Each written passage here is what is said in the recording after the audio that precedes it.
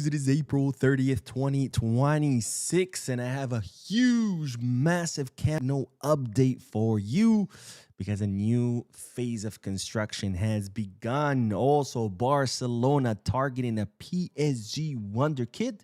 And finally, Saudi Arabia looks like they're coming all out for Raphinha once again. We have a lot to discuss, so let's begin.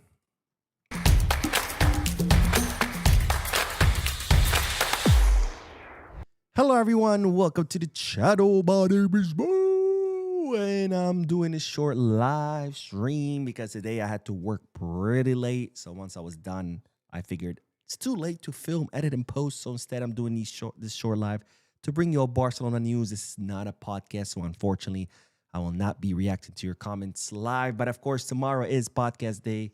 So I hope to see all of you there. Now, let's dive right into the news because, ladies and gentlemen, I have a huge Camp Nou update for you because check out this picture. Now, if you don't know what you're looking at, don't worry because I added red arrows using PowerPoint. Yes, it's 1995 and I'm using PowerPoint.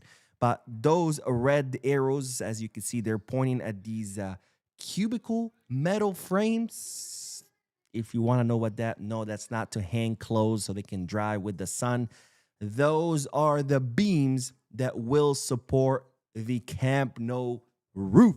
Yes, ladies and gentlemen, the construction company Limac has begun to install the metal beams that will hold the Camp Nou's roof, and that's very, very exciting. Now, as I mentioned before, the following is the schedule for the Camp Nou construction. As you know, right now, the first two rings are complete. It's 62,000 people capacity. But of course, the third ring, alongside all the VIP rooms, is currently being built. The third ring's cement foundation is all done. Right now, they're weatherproofing it. And of course, starting this summer, they're going to start installing the seats on the third roof. Now, come September, come the beginning of next season, one of the lateral sections of the third ring will open, which will increase the stadium's capacity to 70,000 people. By the end of this year, another lateral part of the third ring will reopen, and that will increase the capacity of the stadium to 80,000 people. And by April of next year, the entire third ring plus the VIP rooms will be done, bringing the stadium to its full capacity of 105,000 people, making it the largest stadium in La Liga, and I think in Europe. Don't quote me on that. Now, as soon as the third ring is fully open in April of next year, that's when Barcelona will start installing the roof, and it's expected that the roof will take approximately 4 months to install, during which the team might have to play somewhere else. Now, initially, Laporta had said that he doesn't want to go back to Montjuic, that he wants to use the Estadio Johan Cruyff, but now there's talks about Barcelona trying to reserve Montjuic. We'll see where the team ends up, but just know that 70,000 people by the beginning of next season, 80,000 by the end of this year, full capacity by April of next year, and then roof installation. All right, let's move on to the next bit of news because, ladies and gentlemen, Barcelona are currently after one of PSG's most promising academy players, whose name is David Boly. Now, David Boly is a 17-year-old fullback who is currently in PSG's academy. He's considered the most promising fullback in all of Europe, not in the Ligue 1, not in France, in all of Europe. An incredibly promising player, someone who's already debuted with the first team of PSG.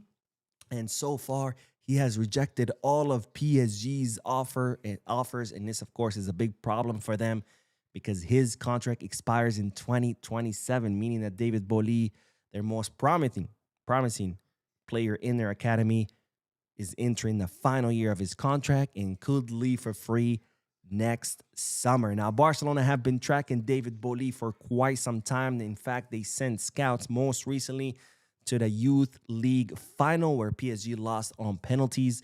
Barcelona scouts were there to watch him in person, and it's reported that Barcelona have even already initiated talks with the players' camp because Barcelona want to scoop up this young, promising player, which, if it does happen, of course, would be payback to PSG for them taking Dro. Even though, of course, this is not why Barcelona are doing it. Barcelona are not doing it to revenge. They're doing it because David Boly is the most promising fullback currently in Europe. So if he's not looking to stay at PSG, why not bring him to our beloved club?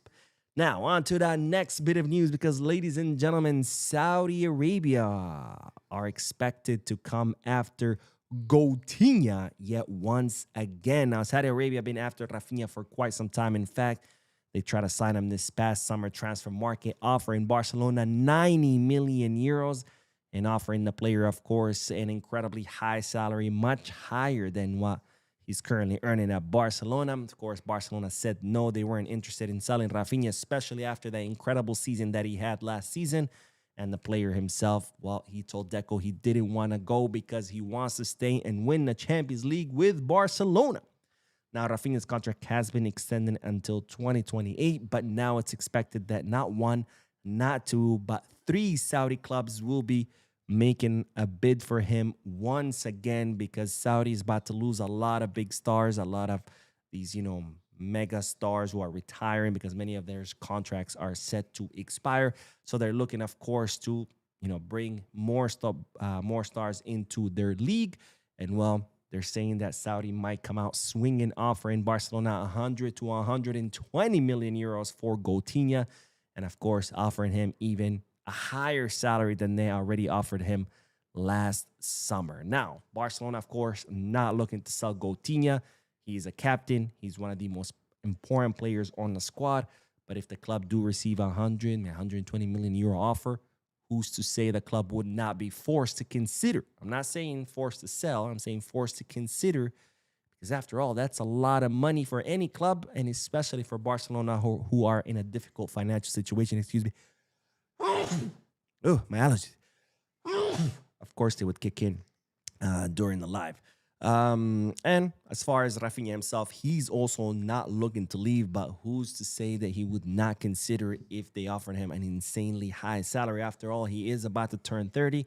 And as you know, many players start considering things differently when they're 30 because they know they're entering the final years of their career and they might look to, go and make one last big contract to make sure they're set for life and that their kids are set for life. Hopefully that's not the case because I would hate to lose Coutinho because, again, he's one of the most important players on the squad. Also, we don't really have a replacement right now.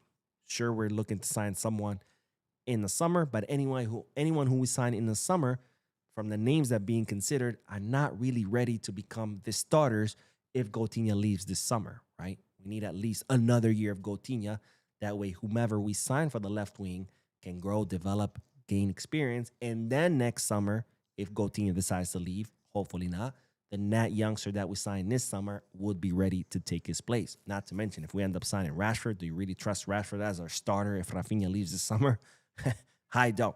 So let's hope this doesn't happen. Now, let's end today's video with the news that Sergino Dest expressing his desire to return to Barcelona. If you don't remember who Sergino Dest is, because why would you?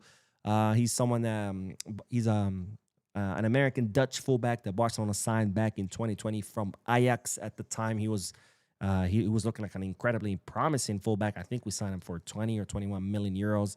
If I'm not mistaken, we ended up beating Bayern Munich, who were also looking to sign him. Of course, they ended up the winners in this situation because with so many injuries, lots of inconsistencies, Sergino Dest ended up being a total disappointment. We sent him on loan to PSV Eindhoven, and eventually we ended up transferring him there for free because he tore his ACL. So we transfer him for free with an injury.